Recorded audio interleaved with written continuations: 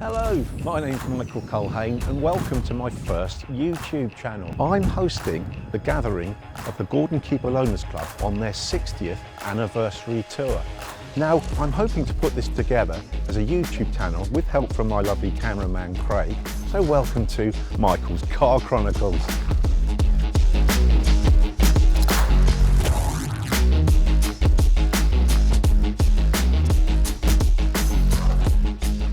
So far the event's gone remarkably well and the weather's been good for us too. So it's been so well received. I hope this is the start of many for the future. So please subscribe and like this channel. So the concept of the Gordon-Keeble started in 1959 with John Gordon, who ran Peerless Cars, and Jim Keeble, a talented motor engineer and designer.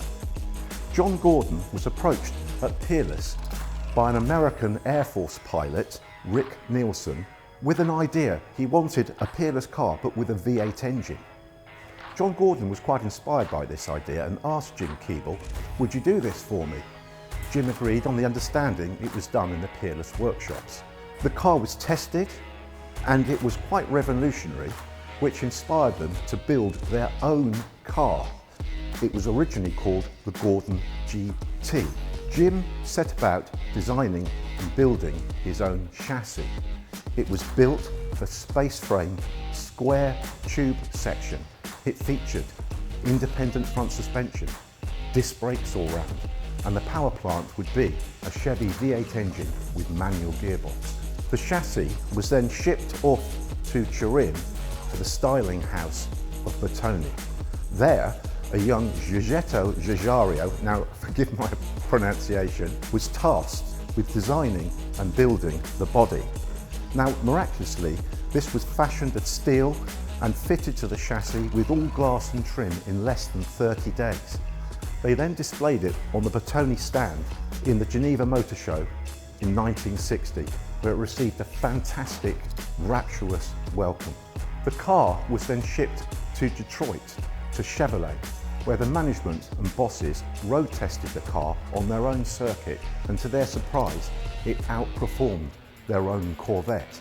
They were so impressed, they agreed to supply V8 engines and gearboxes to the company for the princely sum of £400. Further, they ordered 1,500 cars to be displayed in their American showrooms.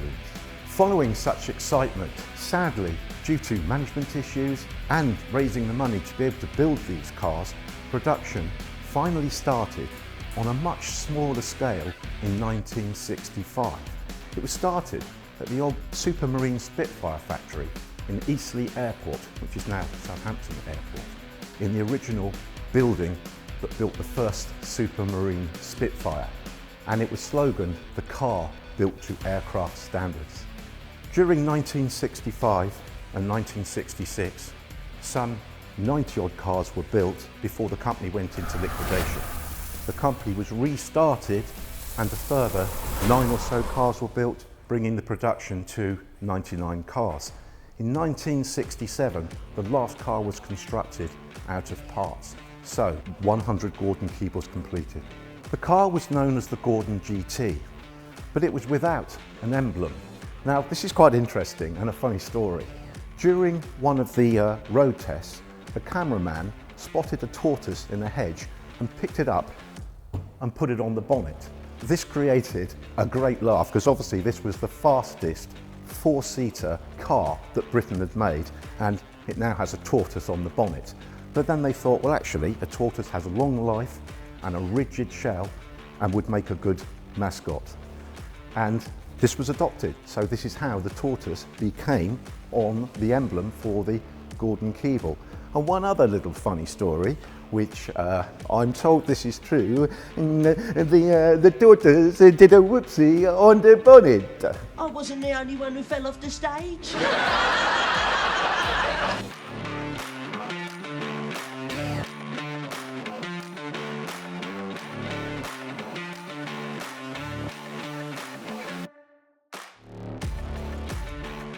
Hi, I just thought it would be good to talk to a few owners and get their opinion about the Keeble.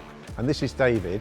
I'm pleased David could come because he called me in the week and said I'm having a few issues with condensers that are failing in the car.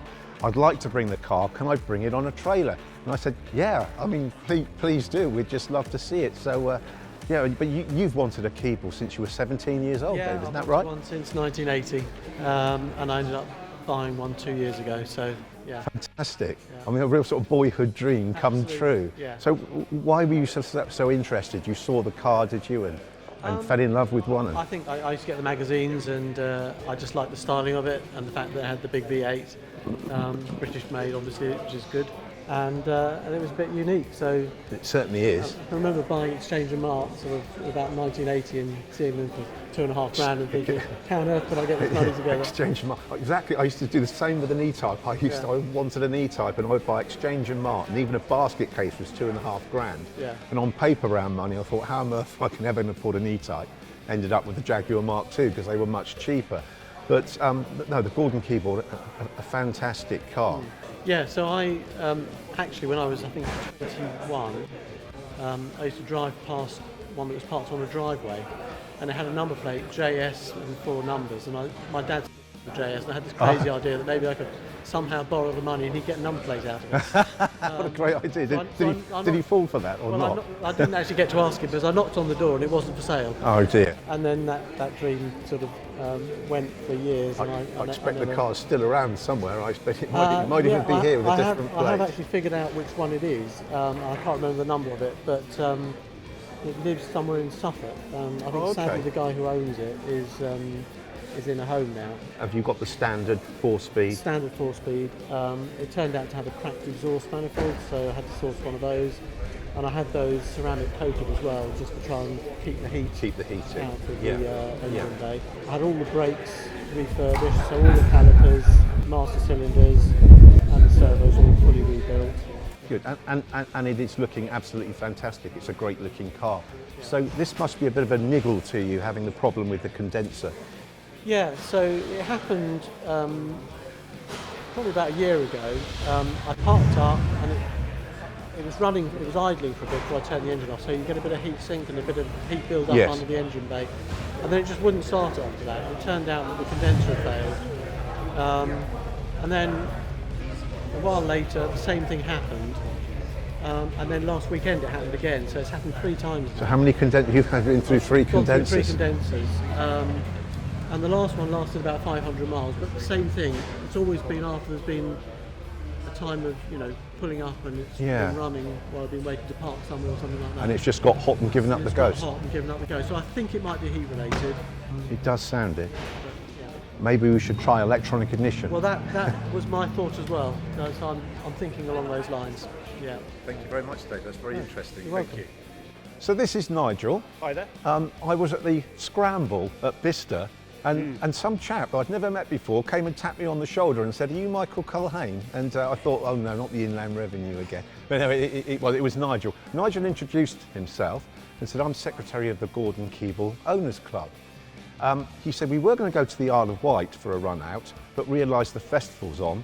I've seen you've got a few cars in the venue. Would you mind if we brought the Keebles to come and see you?" That's absolutely right. Oh, what a great idea! That was one slight problem. I had been tracking you a little bit. Classic and sports car. That's it. And Johnny on Late Break Show. Late Break Show, yes. Yep, Johnny Smith. Johnny Smith. I thought, what a great idea. But then I thought, hang on a minute, it's my birthday. I thought, I don't know if I've got anything planned.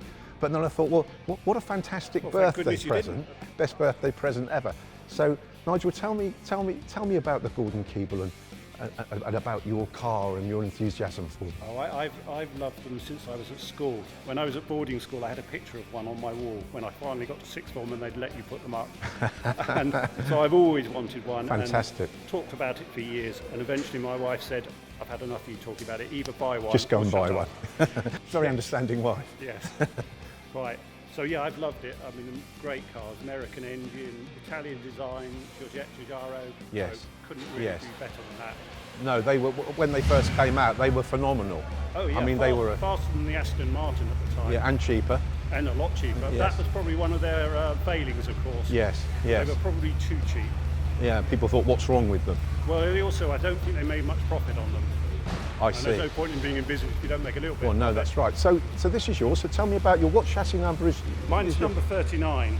So mine is quite modified actually. So mine has. What have you done? wider wheel. Well, what I've done, I've repaired a number of things, but the chap before me spent £120,000 in 1990 on my car. Wow. Wow. So it's got a slightly bigger engine. Mine's got a 350 rather than the 327 that they came with. Yes, the standard 327. So it's a bit more powerful. It's got wider wheels, and mine's an automatic. And they didn't That's actually unusual. They didn't make automatic. they didn't make an automatic. But I think the number 101, there were 99 originally made, and then one made up from parts. And 101 exists, but it's never been built. Now, do you know what? That's really interesting because I've only just learnt about 101 a few days ago. People say to me, oh, what car is this? It's a Gordon-Keeble. They made 99, and then with a few bits and pieces left over from the factory, they put a 100th one together. So I said 100 cars. And then I was told about chassis 101, and I thought, they didn't make 101.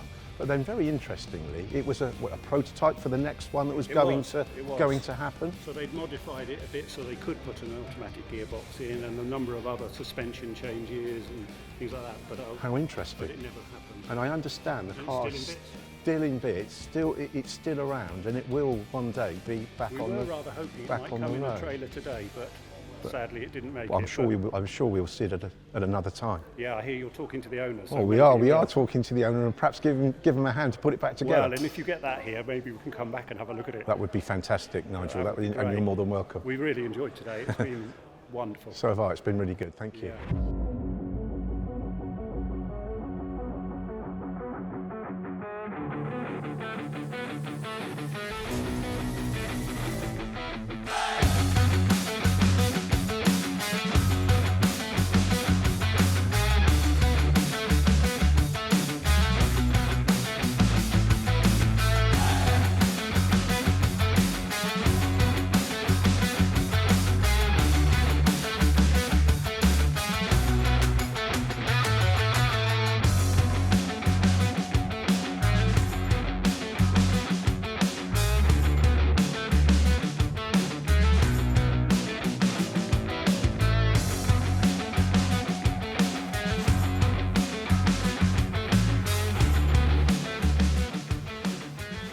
Very privileged to have Derek with us today. Derek's very important when it comes to Gordon-Keebles because he helped build the first prototype.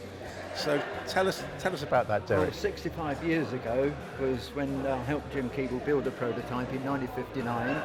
And when the car was produced, it was the steel of the show at the Geneva Motor Show on the Bertoni stand, and that was the only all-steel car. After that, it was tested by the Autocar, and it was the Autocar said it was the most electrifying car that it ever tested in the history of the Autocar, and it took off, and the car was then produced in small quantities with fiberglass bodies, and they produced a number of cars which amounted to 99 cars total, of which we have here today 21 cars, which is a fantastic collection. It is a great collection. It's nearly a quarter of the amount made. Of the actual Yeah, production yeah. run. And all the owners here today are very, very proud of their cars, and yeah, it's a feather in their hat that they're in such lovely and beautiful condition as they are today. Yeah. Okay. I'm so pleased you could come along. Yeah, I wouldn't have missed it. It really, yeah. So, 60th anniversary is quite a milestone to reach. I can't. I was at the 50th anniversary. I can't believe that was 10 years ago. Yes. Well, I own chassis number 3. Yes. And I used to drive Jim Keeble up to Silverstone to the Coys weekends and so on. Did you? But when in Limbo in Ipswich, when I lived with Jim Keeble for 4.5 years, I cut up the first 5 sets of chassis tubes, made the first 5 sets of bracketry for the cars. Oh wow! I ended up finally owning chassis number 3, and I'd made all the metalwork in my own car. What a great story! So that's quite something. Yeah, it certainly is. And I enjoyed owning the car, and we saw it at the museum services yesterday in Winchester. It normally is on display at the Milestones Museum. I've seen it and, there. yeah, it was a great time owning the car and restoring it and using it. Yeah. That's absolutely fantastic, and what a cracking car they are. Yes, and I've always had Keebles running through my veins. So today, the 60th anniversary, meeting a lot of old friends and meeting new friends is quite something. How great! That's fantastic. Well, I'm so pleased you could And come. your collection of cars, Michael, is second to none. It's Well, really, really good. thank you. We'll go and have a look at some in a minute. Yes, we will. Right, Thank okay. you.